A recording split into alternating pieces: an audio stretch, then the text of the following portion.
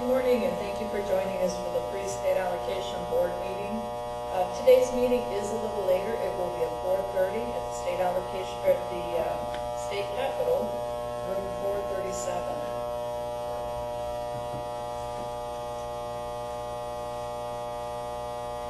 This slide depicts what funds we have currently released from April through May, the end of May. As you can see, there's been very limited activity on the fund releases, but we did just do the apportionments at the May board. From that, we've released approximately $1.7 million. As a reminder, those that were apportioned funds, your 5005s are due in this office by 5 p.m. on August 20th. So please ensure that you do submit those in a timely manner in order not to lose those funds that you waited for. With that, I'm going to turn it over to Fred Yeager with the California Department of Education.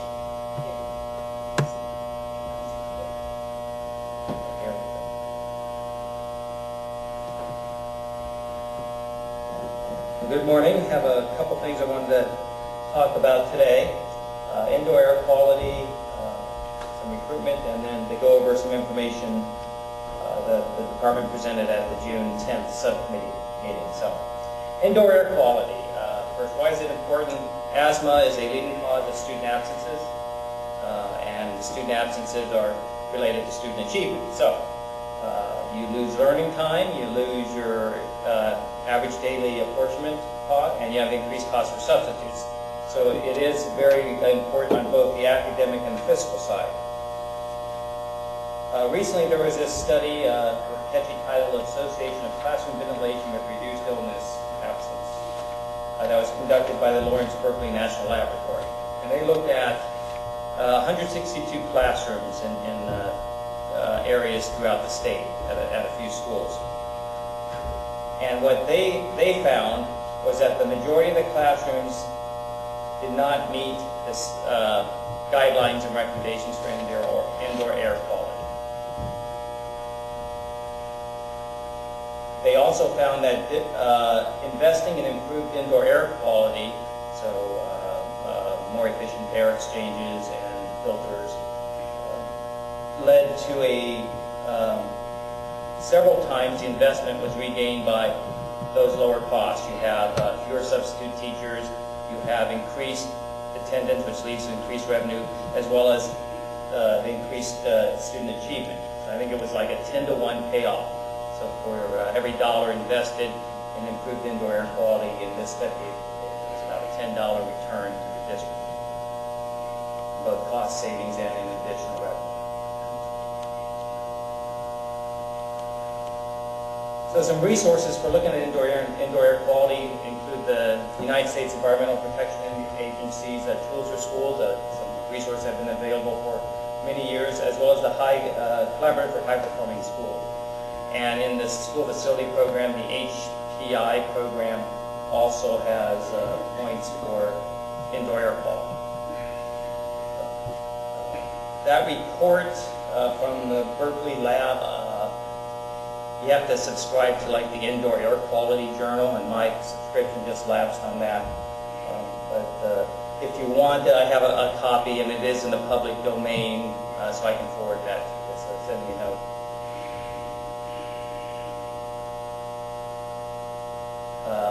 Before I get to that, I want to talk about our recruitment. In the state process, the recruitment goes through two steps. The first is an exam, which creates a list of eligible applicants for hiring interviews. In the fall, September, October, we will be doing an exam for our field representative positions. So keep, I'll be talking more about that as we learn more about the exact timeline. So you can check in with me on that if you want to discuss the qualifications in the process. So the last item is one provides some background on the information we presented at the June 10th State Allocation Board Program Subcommittee.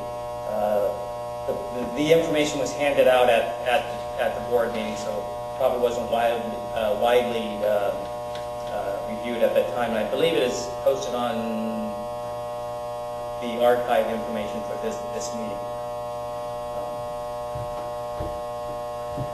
what our Yes. item was Someone who was is in watching looking at this telecast the says that a subcommittee's buzzing discussion noise on is coming through. Right. essentially It's the house the use system. of grants for, are there other ways in So, It needs a repair. assigning grants other than the number of classrooms?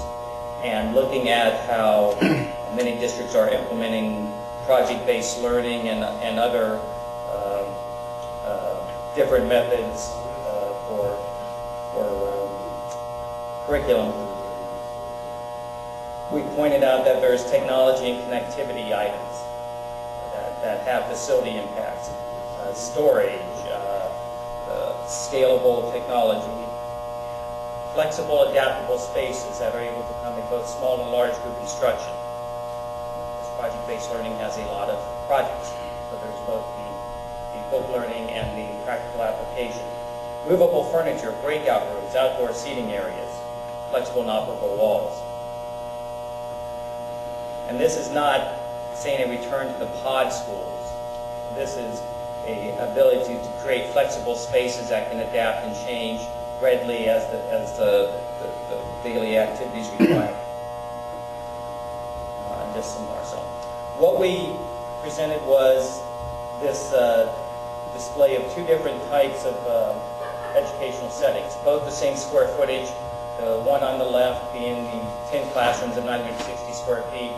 The one on the right being of the same size and able to accommodate the same number of students, but just in a non-hard classroom wall setting. So that it provides a variety of flexible spaces, large group instruction, small group instruction, project areas, as well as being able to adapt to future changes by being able to put in the hard wall classrooms without major structural changes.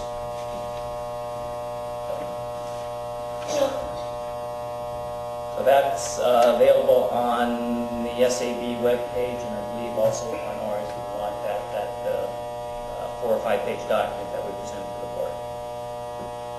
I think that's it. Unused site program. Any questions?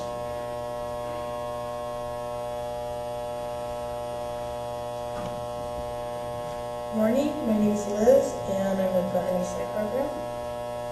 Before I get started, I just want to remind the districts to submit their certification of unused site forms, the SAB 423 by July 1st, and if necessary, the SAB 424, which is the modification of unused site form.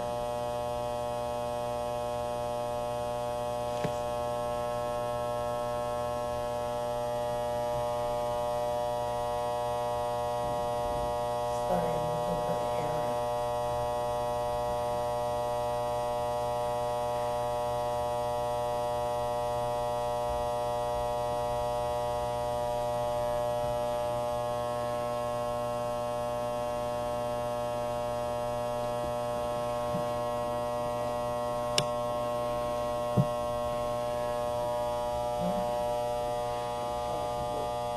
Right. Yay.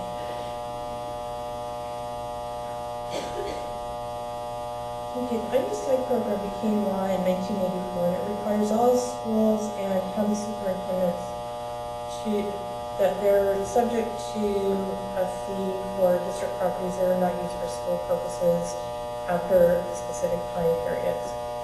It's governed by Ed Code sections 172.19 through 172.24, and the state allocation for it adopted the regulations. As you can see, the Title II subgroup for the regulation. A site is considered unused unless it meets, or used unless it meets one of the, let's start that again. A site is considered unused unless it meets one of the following conditions. If it's currently used as a K-12 school, if it is currently used to house students for any Department of Education program, and that would include adult ed programs. If it's used to house special ed students for administration purposes, and that would include warehousing and maintenance facilities, for preschool or child care facilities that are run by the districts or are under contract with the district or county superintendent, and for community college purposes, as long as 11th and 12th grade students are allowed to access those classes. You must report an unused site when a school is closed and when a property is purchased. The district will not be assessed a fee for the first 5 years after a school is closed, and for the first 5 years from the date of acquisition if it's an elementary school site or grades 1 through 8 that are maintained by an elementary or unified school district, and for 7 years if the site is maintained by high school or unified school district grades 7 through 12. Just sort of an added note that the site needs to be reported to us at the time of acquisition, or the site is closed not after the 5 or 7 year grace period. We'll give you that.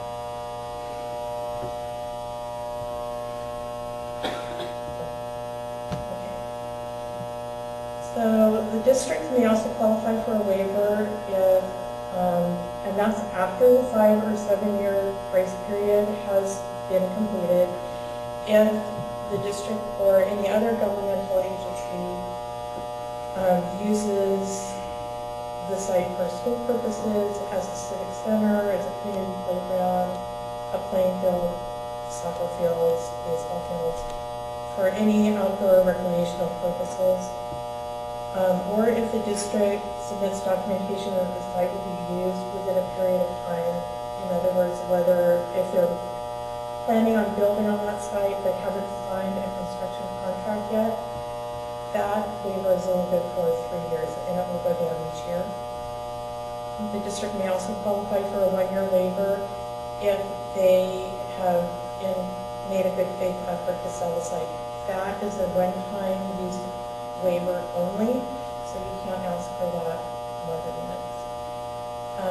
We automatically grant a waiver if the site is valued this year at less than $45,266. That figure changes each year, and that's based on the COLA and the state budget.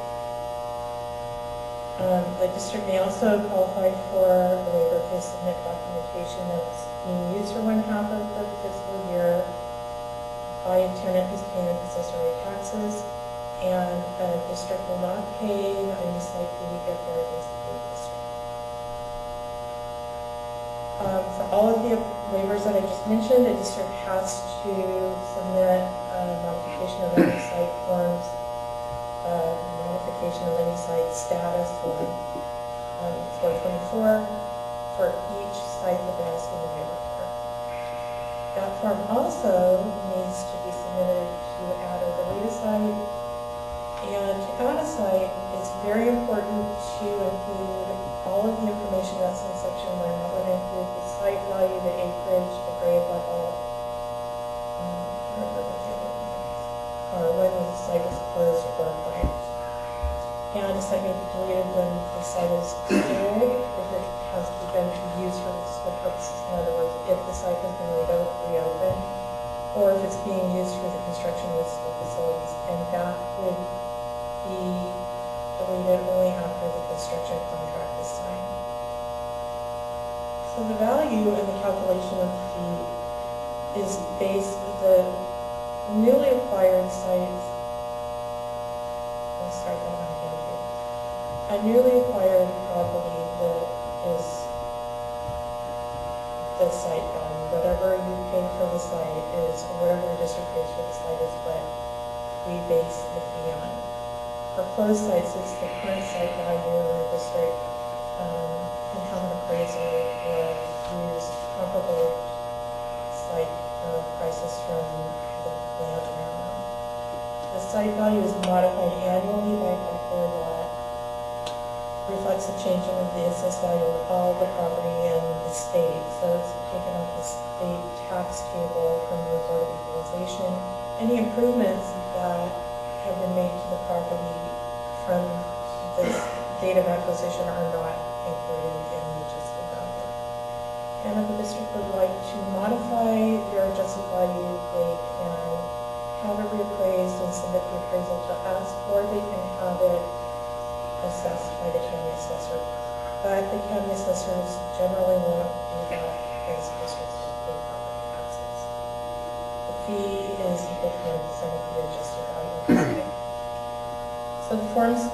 important to remember for the new site program are the certification of a new site form, which is the SAP 423. We make that out to the districts each year in May. That has to come back to us. They need to be submitted to us by July 1st of each year. And if the district is requesting a modification of any site status, again, Form SAP 424 must be submitted for each site that the district is requesting a waiver. The 423 has to come back to us even if you're sending in the 424. When the item has gone to the board, we'll notify the state controller's office that the SAB has approved the item, and the districts will have their fee deducted on employee installments beginning in February and ending in May. And the money for this, a lot of districts want to know what happens with it, goes into the deferred maintenance fund, and that's dispersed with the base proportionals each year for the deferred maintenance program. So, as a final reminder, please submit your forms by July 1st, and we won't bug you. If you have any questions of us, you can call my supervisor, Karen, or you can call me.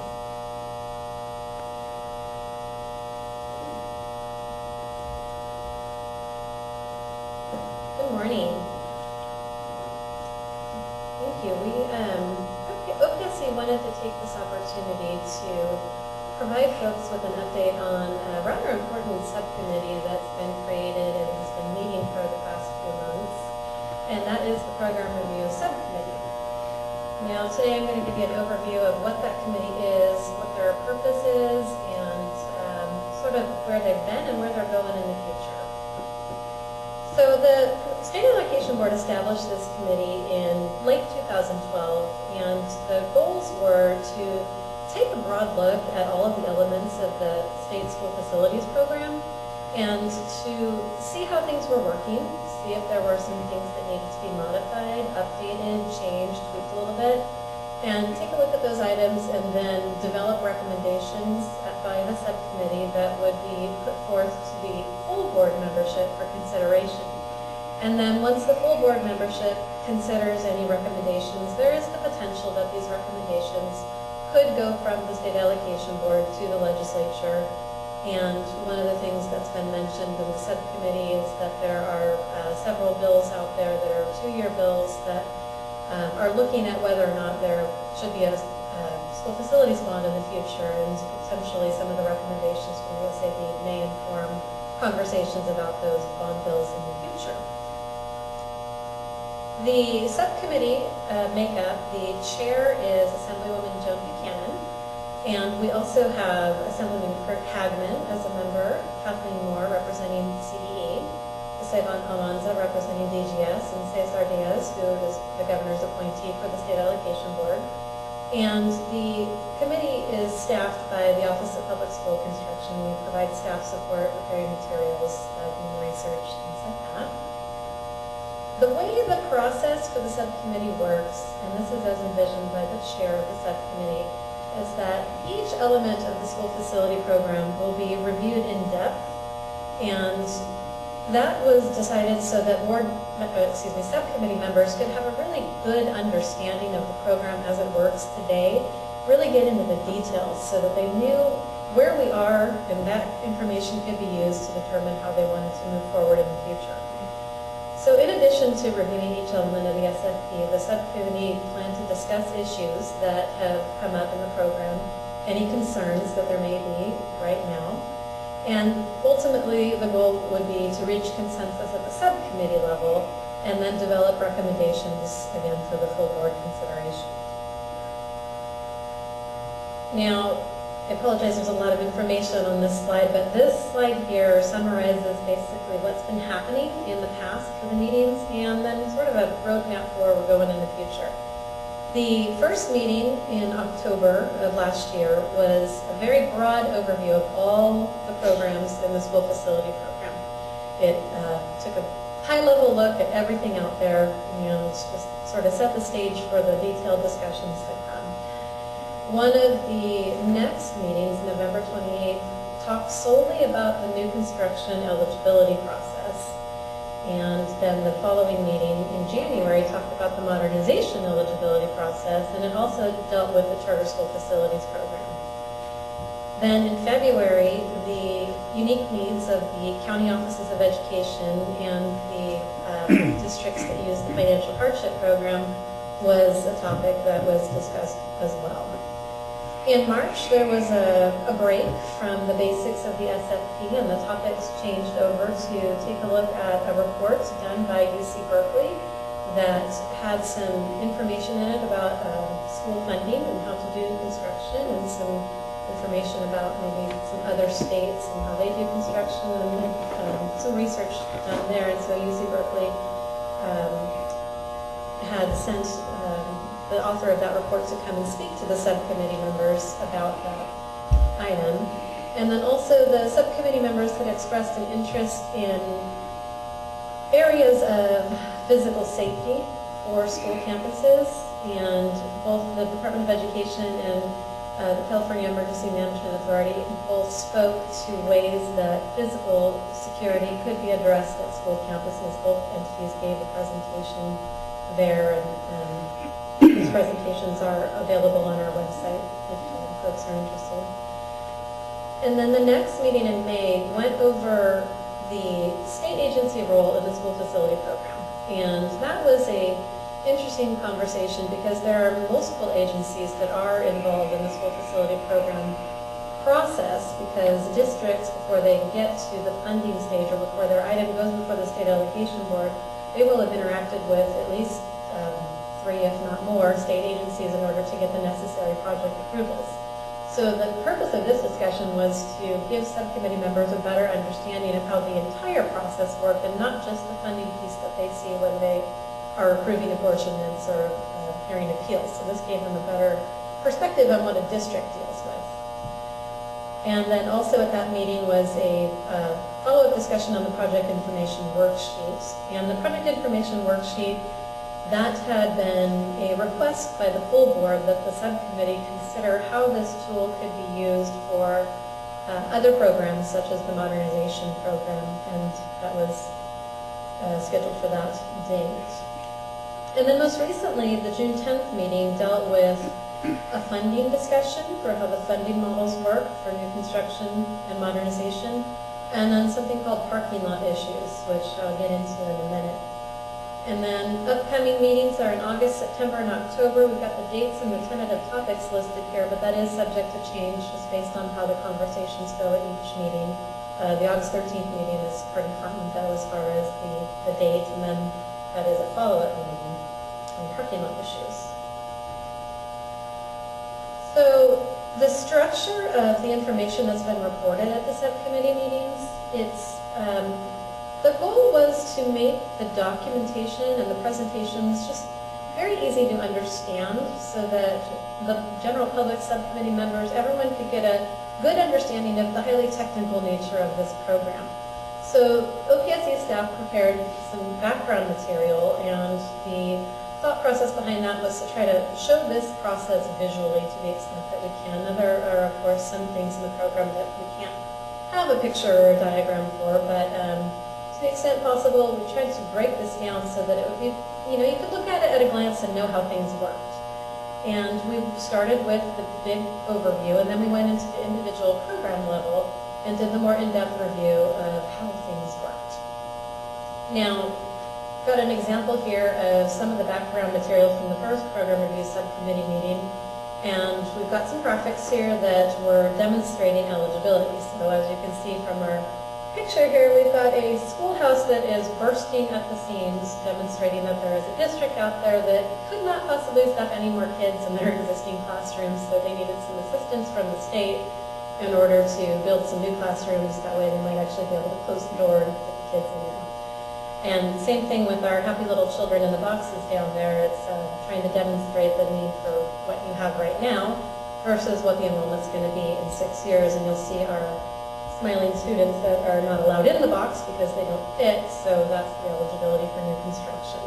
So that was sort of the goal, in addition to providing the details, just to give folks something to take one quick look at so that you have an easy way to understand the purpose of the program. Now, moving on, the next term that I want to talk about is parking lot issues or parking lot items. And if you've been watching the subcommittee meetings, you'll hear this term a lot.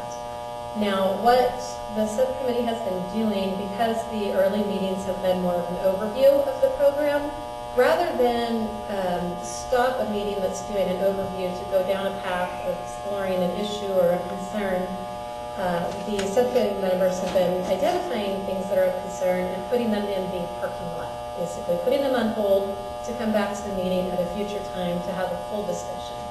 So these are basically issues for further consideration, and parking lot issues is a term that they've been using. Now, each member has been contributing to the discussions and adding to the parking lot issues lists. And overall, just all the members have been expressing any concerns they have, asking questions about the program, and then the goal, of course, is to bring that back for further consideration. What are some of the parking lot issues? Well, some of these topics are pretty interesting topics that the subcommittee is going to be grappling with in the future, but the first one that comes to mind, and Fred had discussed this a little bit in the CDE presentation earlier, but the definition of a classroom under the school facility program. What is a classroom, and how does that work? So that's been a parking lot issue that came up. What are the priorities for new construction? How do portable classrooms fit in there? The current method for determining eligibility, is it working? Does it need any changes? And funding, does it work? Is the current method of using pupil grants the most effective and best way to get the funding out to school districts?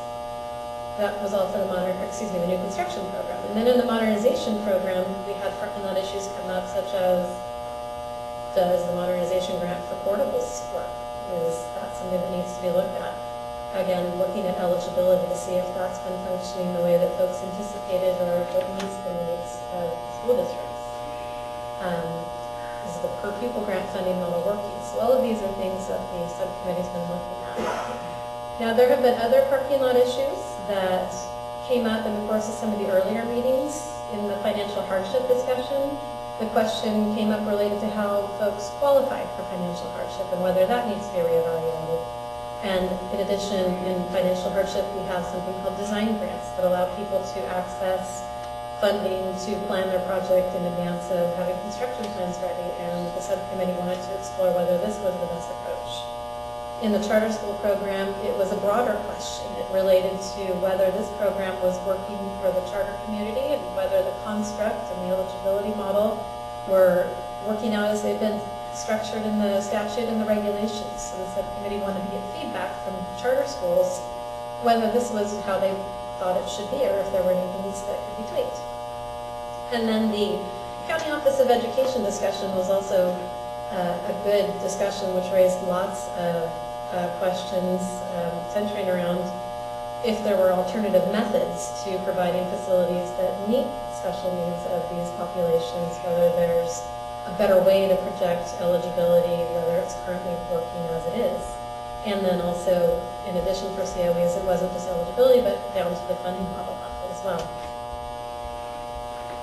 And from the overview of the SFP, some of the special programs that are under the main umbrella of school facility programs, such as the Overcrowding Relief Grant Program, the Seismic Program, Joint Use, the High Performance Grant, that came into the question whether they're working, if there were any areas that presented challenges.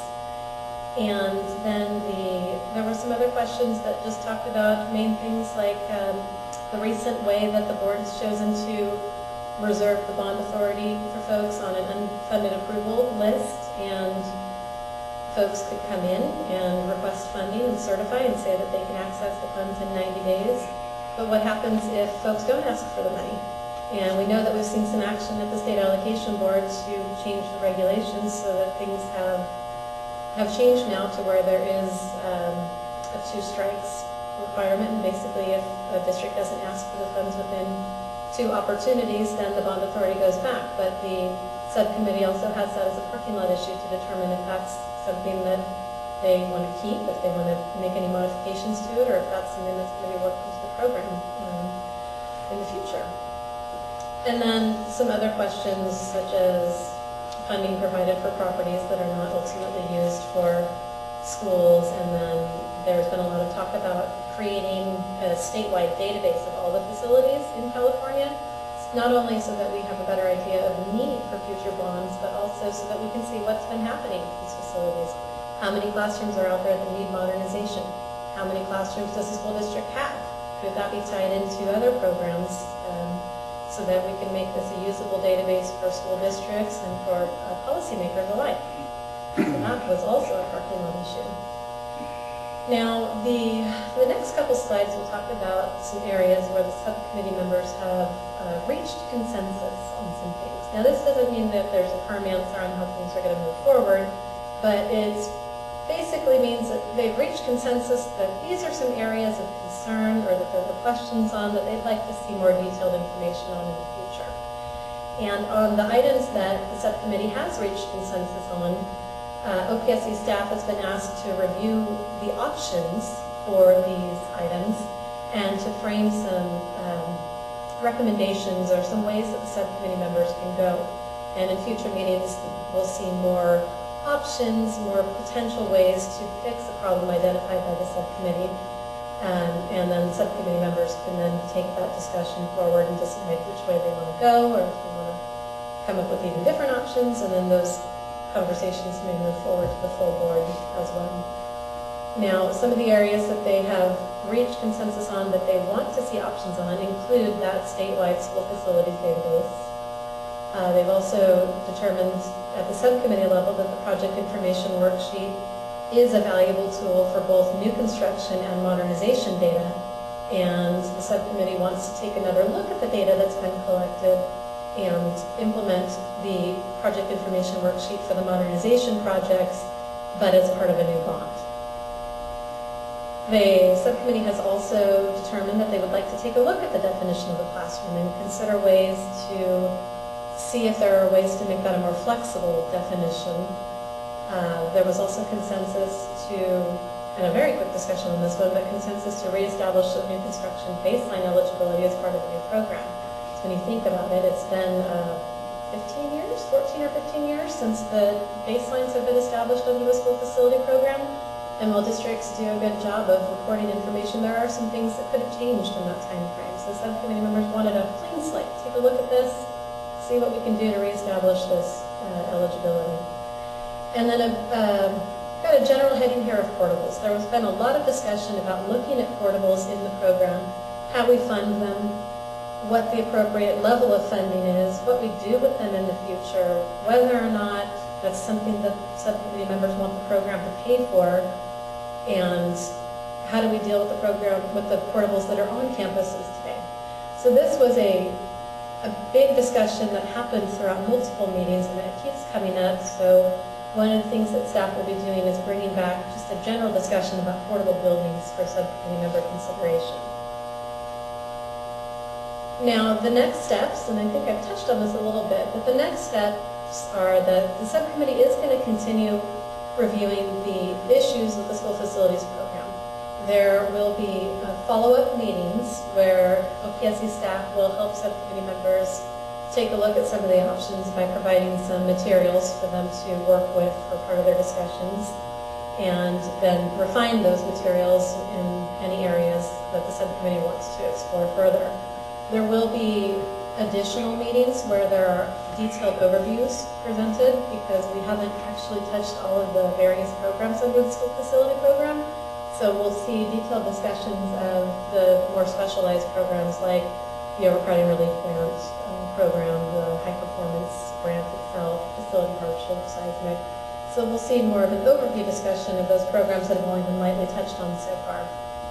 And then there will be further discussion of the parking lot issues, because when we have the overview meetings, of course, that's going to trigger additional parking lot issues. So the next steps for stakeholders, we highly encourage you to participate in these meetings and these discussions.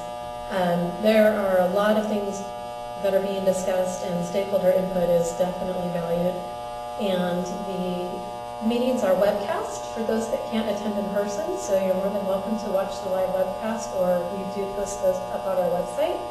if you aren't able to watch at that time, but it's something you want to take a look at, and then if you can't be there, you can always send in any questions or concerns or things that you think the subcommittee should consider. You're welcome to submit those suggestions as well. And then just a reminder that the next meeting is August 13th, which is pretty much right around the corner, so coming up in just a few weeks here. And with that, it's a stay tuned for what the subcommittee comes up with next, but are there any questions on the process or the topics that the subcommittee's already covered? Okay. I believe that's our last presentation for the day, so I'd like to thank you all very much for attending or for watching online. And the State Allocation Board meeting is today at 4:30 in the Capitol, so feel free to either watch that online or attend as well. It's going to be probably a quick one, not a heavy agenda, but definitely an important meeting. And thank you very much.